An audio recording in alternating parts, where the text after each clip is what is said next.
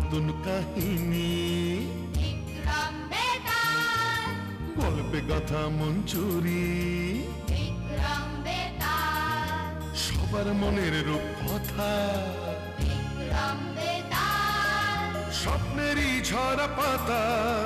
বিক্রম বেতাল।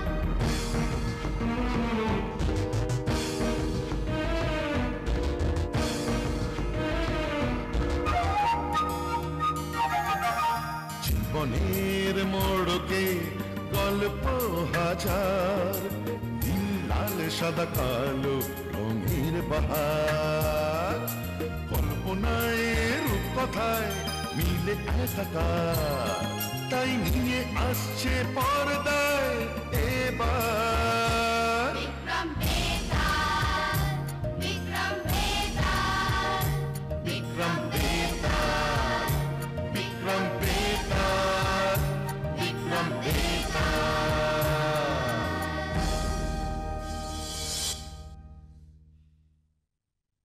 গিরিবর্ত প্রদেশের এক ক্ষুদ্র রাজ্য, নাম চন্দ্রগিরি। পাহাড় পর্বতে ঘেরা সেই রাজ্যের মহারাজ চিত্রসেন ও রানী চন্দ্রাবতী। মহারাজ চিত্রসেন ছিলেন ধার্মিক, সৎ এবং অত্যন্ত প্রজাবৎসল রাজা। তাই তাঁর রাজত্বে প্রজারাও বেশ সুখে শান্তিতেই বাস করতেন। কিন্তু মহারাজের মনে কোনো শান্তি ছিল না। তিনি মহারানীকে বললেন, মহারানী, রাজ্যের প্রজারা সুখে শান্তিতেই রয়েছে আমার রাজত্বে। আজ তাদের কোনো অভাব রাখিনি আমি, তারা আজ সুখী। কিন্তু কিন্তু আমাদের মনে কোনো শান্তি নেই আজ। আমার পরে রাজ্যভার কে যে সামলাবে, কোনো উত্তরাধিকার নেই আমার। প্রণাম মহারাজ। কি হয়েছে প্রহরী? মহারাজ, রাজগুরু আপনার সঙ্গে দেখা করতে এসেছেন। তাই নাকি? এখুনি এখুনি তাকে যথা আজ্ঞা মহারাজ।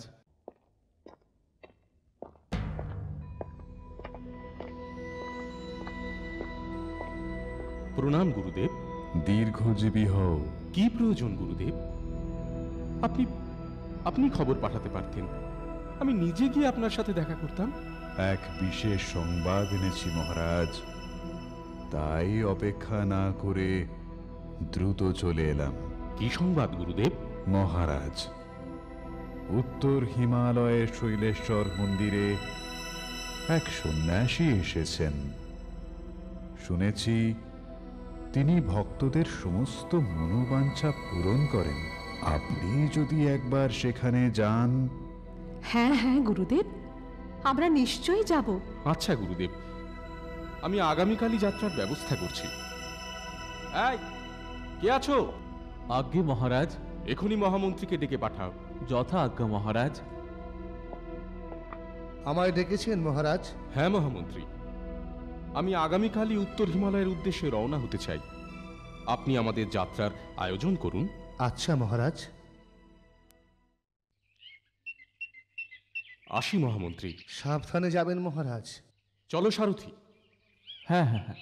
এই হাট হাট হাট হাট হাট হাট হাট। উত্তরাধিকারের আশায় মহারাজ চিত্রসেন মহারানীকে সঙ্গে করে উত্তর হিমালয়ের পথে রওনা দিলেন। দীর্ঘ পাহাড়ি পথ অতিক্রম করে পৌঁছলেন সেখানে। এই দাঁড়াও দাঁড়াও দাঁড়াও দাঁড়াও, রথ থামাও সারথি। ওই তো শৈলেশ্বরের মন্দির। এসো মহারানী, তোমরা এখানেই অপেক্ষা করো। আচ্ছা মহারাজ। প্রণাম ঋষিবর। কে আপনি? কি প্রয়োজনে এখানে এসেছেন? ঋষিবর, আমি চন্দ্রগিরির রাজা চিত্রসেন। আর আমি মহারানী চন্দ্রাবতী। আজ মহা বিপদে পড়ে আপনার কাছে এসেছি। আপনি পারেন রক্ষা করতে ঋষিবর। কি সমস্যা তোমাদের মহারাজ? আমার কোনো উত্তরাধিকারী নেই ঋষিবর। আমার উত্তরাধিকারী চাই। শোনো তবে, পশ্চিম সমুদ্র উপকূলের সোনালী দ্বীপে এক মায়াবী ফলের বাগান আছে। সেই বাগানের একটি ফল এনে মহারানীকে খাওয়াতে পারলে মহারানী পুত্র সন্তানের জন্ম দেবেন। তবে আমি নিজে এখনই যাব সেখানে ঋষিবর। না মহারাজ, সেখানে পৌঁছনো অত সহজ নয়। পথে সমূহ বিপদ। নিরস্ত্র হয়ে সেখানে যেতে হবে, জীবনের ঝুঁকি নিয়ে যেতে হবে সেখানে। নিজের প্রয়োজনে সেখানে গেলে কোনো মতেই সে ফল পাবে না মহারাজ। হ্যাঁ, তবে উপায়? উপায় একটাই, এমন কোনো ব্যক্তির খোঁজ করুন মহারাজ, যে আপনার জন্য নিজের জীবনের ঝুঁকি নিয়ে ওই ফল আনতে যাবে। কিন্তু বিনা স্বার্থে এভাবে শুধু আমাদের প্রয়োজনে কে যাবে ঋষিবর? এছাড়া আর কোনো উপায় নেই মহারানী। আচ্ছা ঋষিবর, এবার আমরা আসি। আচ্ছা, আসুন আপনারা। মহা চিন্তার বিষয় মহামন্ত্রী। আমাদের প্রয়োজনে নিজের জীবনের ঝুঁকি নিয়ে কে যাবে সেখানে? মহারাজ, আপনি রাজ্যে ঘোষণা করে দিন, যে ব্যক্তি এ ফল আনতে পারবে তাকে 1,00,000 স্বর্ণমুদ্রা প্রদান করা হবে। তাই করে দেখুন তবে মহামন্ত্রী। শোনো শোনো শোনো, পশ্চিম সমুদ্র উপকূলের সোনালী দ্বীপে এক অদ্ভুত ফল ফলে। যে ব্যক্তি বিনা স্বার্থে ওই ফল এনে দিতে পারবে তাকে মহারাজ 1,00,000 স্বর্ণমুদ্রা দেবেন। শুনেছিস, 1,00,000 স্বর্ণমুদ্রা দেবেন মহারাজ। তবে আর কি, যাও পশ্চিম সমুদ্রের উপকূল। জানিস কি ভয়ঙ্কর জায়গা? হ্যাঁ, সমুদ্র একেবারে যে গিলতে আসে। প্রাণের মায়া নেই নাকি রে? দরকার নেই ভাই, প্রাণে বেঁচে আছি এই অনেক। মহারাজের উত্তরাধিকার ও মহারাজ বুঝুককে। কেউ রাজি হলো না ওই মায়াবী ফল আনতে। মহা সমস্যায় পড়লেন মহারাজ। কি যে হবে মহারানী? দেশবাসীদের কেউ যে রাজি হলো না সেখানে যেতে। এই একটি মাত্রই পথ ছিল, তাও সম্ভব হলো না। চিন্তায় চিন্তায় দিন যায় মহারাজের। বেশ কিছুদিন পর একদিন। প্রণাম মহারাজ। কি হয়েছে প্রহরী? এক প্রজা আপনার সাক্ষাৎ প্রার্থী, বিশেষ প্রয়োজনে এসেছে। ঠিক আছে, পাঠাও ভিতরে। প্রণাম মহারাজ। কে তুমি? এ অসময়ে কি প্রয়োজনে এসেছো? মহারাজ, আমি মাধব, সামান্য এক ব্যাধ।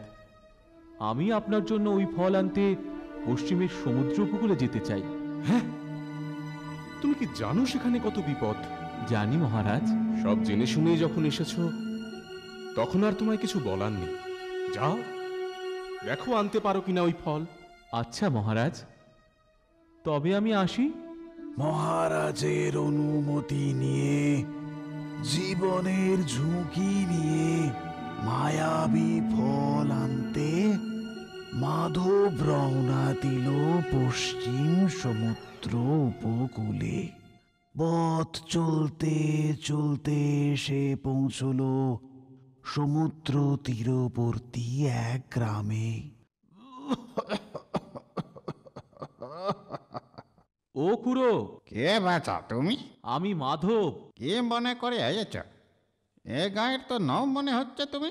আমি বহু দূর থেকে এসেছি, ওই পশ্চিমের সমুদ্র উপকূলে যেতে চাই, তাই একটা ডিঙি চাই আমার। হ্যাঁ, পশ্চিমের সমুদ্র উপকূলে তোমার কি প্রাণে মায়া নেই?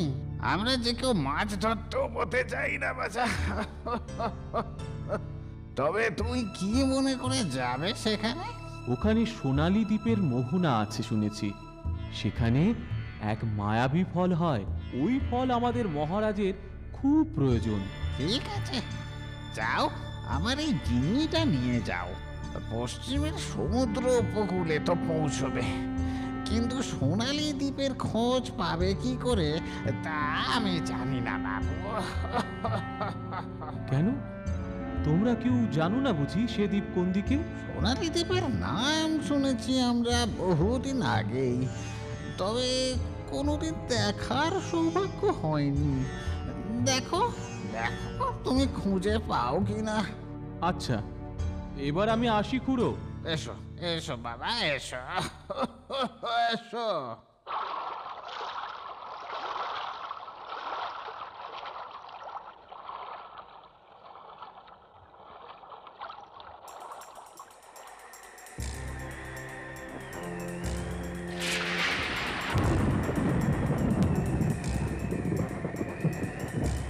বাবা, এতটা পথ এসে গেলাম, কোথায় সোনালী দ্বীপ?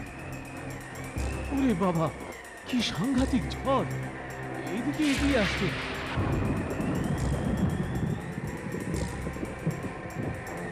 আরে আরে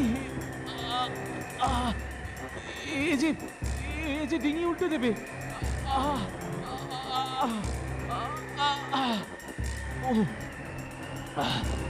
ও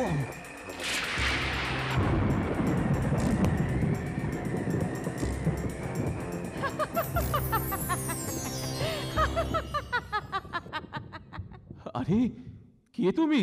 আমি মৎস্যকন্যা। তুমি তো বেশ সাহসী। সমুদ্র পথের এদিকে কেউ আসে না, তুমি কেন এসেছো গো? ও, এই বুঝি পশ্চিম উপকূল? হ্যাঁ, কেন বলো তো, কি চাই তোমার? আচ্ছা, বলতে পারো সোনালী দ্বীপটা কোন দিকে?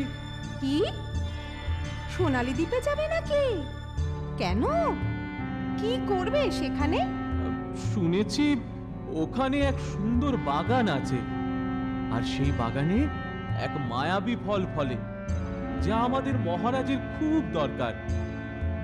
তুমি আমায় পথ বলে দাও।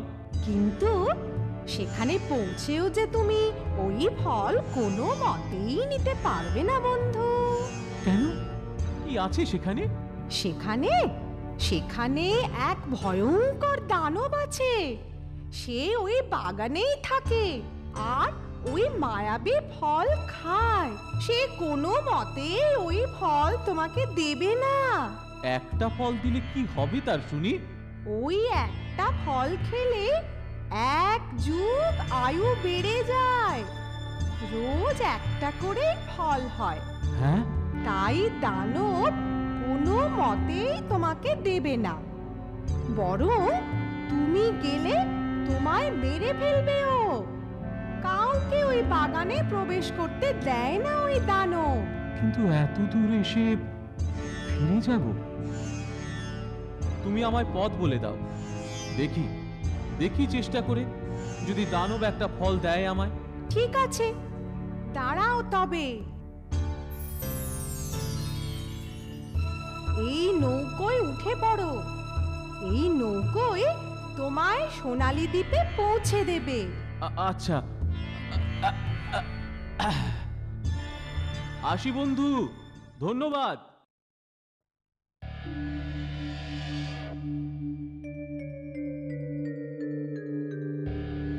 বাবা বাবা, কি অপূর্ব, যেন সোনার সবকিছু।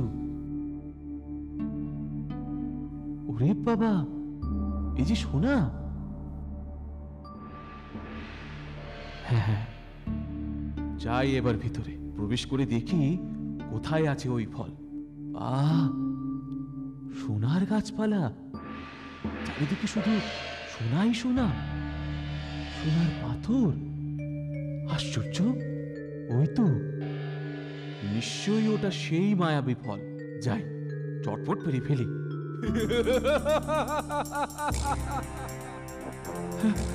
কি সাংঘাতিক, কি বিশাল দানব! তোমার স্পর্ধা তো কম নয়। আমার বাগানে প্রবেশ করেছো, আবার ওই ফলে হাত দিতে গেছো। দেখো, ওই ফল আমার ভীষণ দরকার। ওই একটা ফল খেলে 1 যুগ আয়ু বেড়ে যায়। ও ফল আমি কোনো মতেই তোমায় দিতে পারবো না। আমি আমি ফল নিজের জন্য চাই না বন্ধু, মহারাজের ভীষণ দরকার ওই ফল।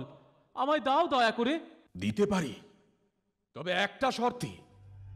যদি তোমার জীবনের 1 যুগ আয়ু দাও, পরিবর্তে ওই ফল আমি তোমায় দেব। ঠিক আছে, ঠিক আছে বন্ধু, নাও তুমি আমার জীবনের 1 যুগ। তবে দাঁড়াও,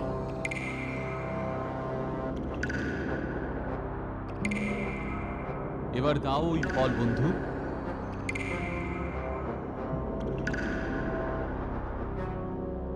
এই নাও বন্ধু। ধন্যবাদ, এবার আমি আসি। দাঁড়াও, এসো আমার সাথে।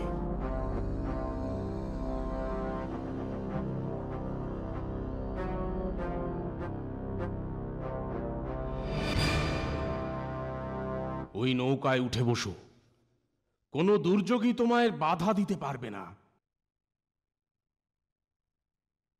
এবার আমি আসি বন্ধু।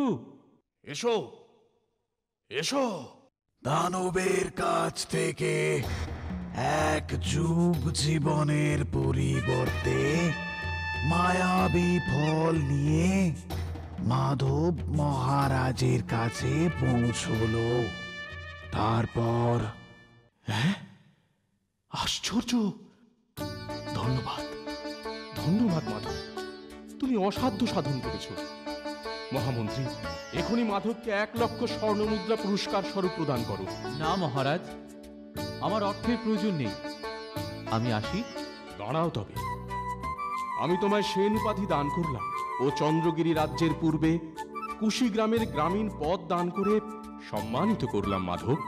আপনার দেওয়া এই সম্মান আমি সানন্দে গ্রহণ করলাম মহারাজ। এখানে তুমি বলো তো মহারাজ, দানব ও মাধবের মধ্যে কার স্বার্থ ত্যাগ সবচেয়ে বেশি? এখানে অবশ্যই মাধবের স্বার্থ ত্যাগ অনেক বেশি বেতাল। কেন মহারাজ?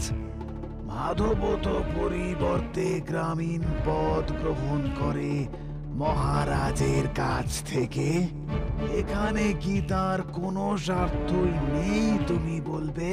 বেতাল, স্বার্থই যদি থাকতো তবে সে মহারাজের দেওয়া 1 লক্ষ স্বর্ণমুদ্রা নিতে পারত, যার দ্বারা তার সারা জীবনের অভাব দূর হতো।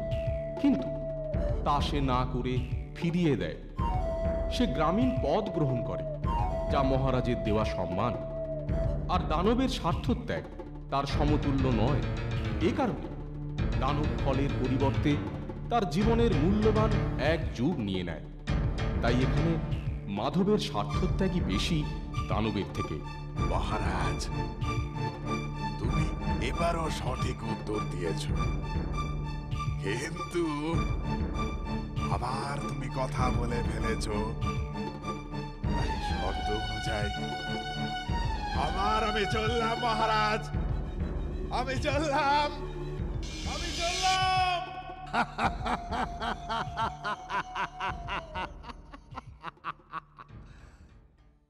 বেতাল, বেতাল যেও না, যেও না বেতাল, দাঁড়াও, দাঁড়াও, আমি আসছি। বেতাল, বেতাল তুমি যেও না, বেতাল।